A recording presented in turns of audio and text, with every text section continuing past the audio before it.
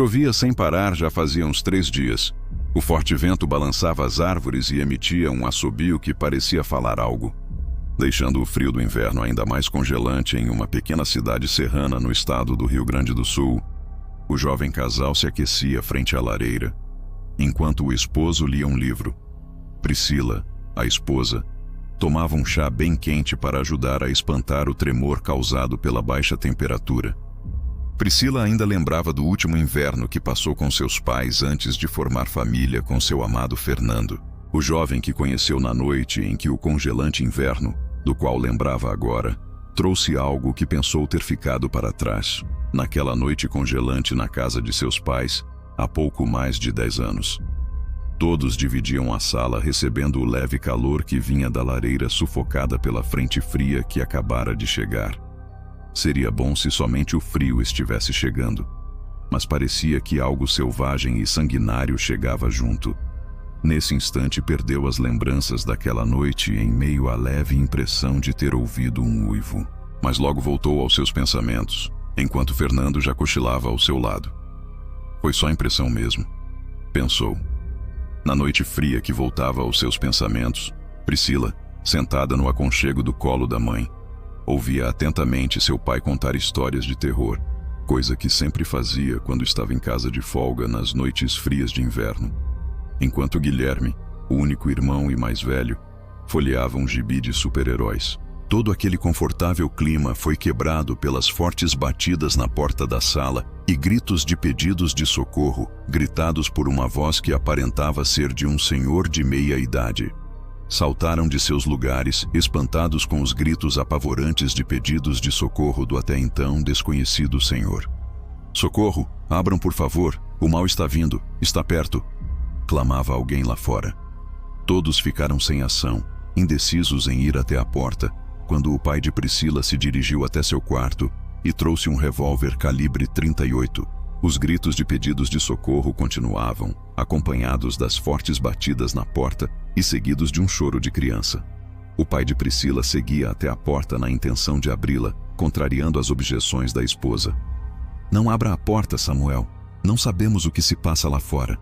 Mas o marido não deu ouvidos à esposa e foi tirando a grande travessa de madeira que mantinha a porta segura, enquanto Priscila e o irmão já choravam abraçados no canto da sala.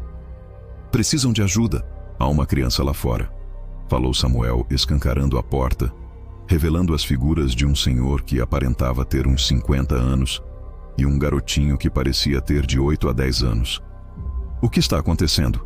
perguntou Samuel, enquanto o senhor já guiava o garotinho molhado, chorando e assustado para dentro da casa, praticamente o empurrava.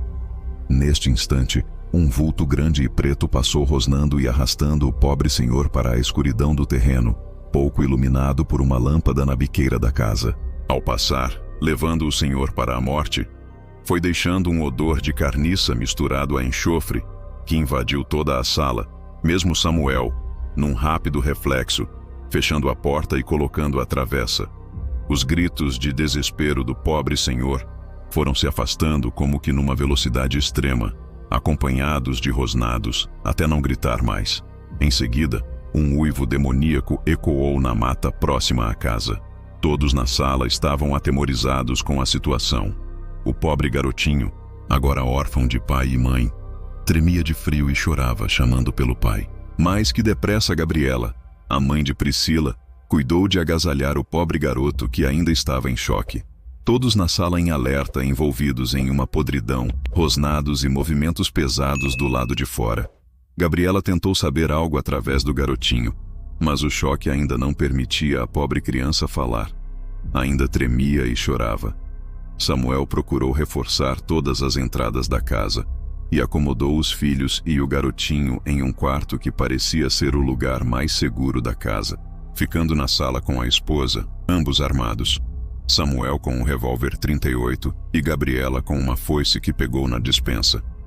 Os pesados movimentos lá fora não paravam, junto a rosnados nada agradáveis e uivos perturbadores.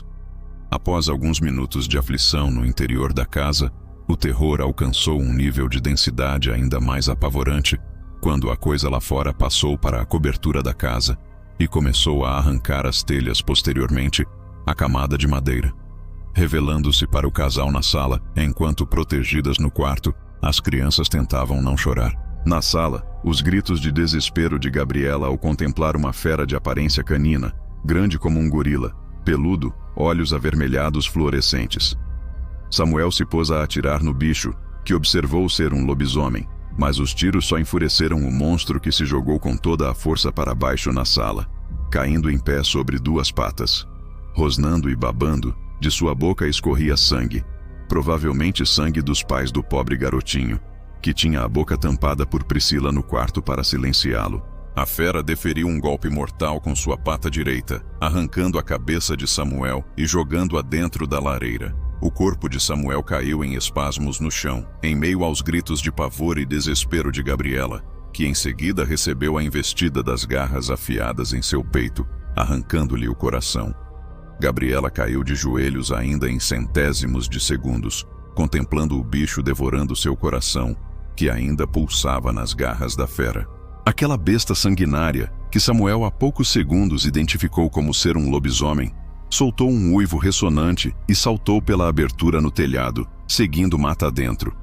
As 3 crianças órfãs e sozinhas tremiam de pavor no quarto, esperando o dia nascer para pedir ajuda aos vizinhos, que provavelmente estavam acuados também pela presença daquele monstro. Foi a noite mais longa e traumatizante para aquelas crianças ali no quarto. Os irmãos já imaginavam que haviam ficado sozinhos, mas um trauma ainda mais horrendo os esperava ao amanhecer. E assim foi. Ao nascer do sol, as vozes dos vizinhos mais próximos à casa se aproximavam. Logo, todos estavam aterrorizados com a macabra cena na sala. Um dos vizinhos se dirigiu até o quarto para dar apoio às crianças, tirando-as de lá, tentando impedir que vissem a face da morte. Mas foi em vão. Priscila e Guilherme foram tomados por prantos de dor e desespero, paralisados de pavor. Estavam agora sozinhos, assim como aquele pobre garotinho que teve seus pais levados também na noite anterior. Aquele garotinho junto a Priscila e Guilherme era Fernando. Os 3 foram acolhidos por um casal das redondezas e cresceram lá, envoltos no medo de que aquele bicho demoníaco retornasse. Tornaram-se grandes amigos os 3, mesmo marcados pela dor da perda e densidade daquela noite de terror. Com o passar do tempo, a amizade entre Priscila e Fernando transformou-se em algo mais íntimo, até começarem um namoro e chegando à idade de casar e se mudarem para uma outra cidade. Guilherme continuou morando lá com seus novos pais. Fernando já dormia profundamente ao lado de Priscila, enquanto ela já estava na 2ª xícara de chá, envolta em doces memórias de sua infância, doces até aquela terrível e sangrenta noite. Por mais que ela tentasse reviver boas memórias, os acontecimentos daquela noite em que se tornou órfã a levavam de volta ao amargo da perda. Durante todos esses anos, Priscila sempre alimentou em seus pensamentos que aquela fera demoníaca poderia um dia voltar, farejando Fernando.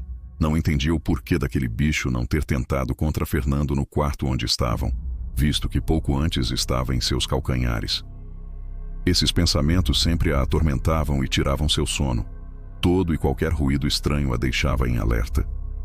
As noites eram sempre difíceis. Ao som da chuva que ainda caía, do vento forte que assobiava entre as árvores, do crepitar da lareira que aquecia o casal, juntou-se o som de um uivo demoníaco vindo das proximidades. Priscila arregalou os olhos espantada. Não era impressão. E quando inclinou-se para acordar o esposo, uma estrondosa batida seguida de um terrível rosnado o acordou primeiro. A porta veio abaixo. Priscila e Fernando aterrorizados com o mal à sua frente.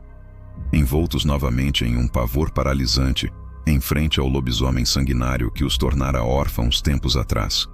Em questão de segundos, as garras do terrível monstro cortavam o ar. Os corpos de Priscila e Fernando espasmavam no chão, enquanto suas cabeças rolavam para próximo à lareira.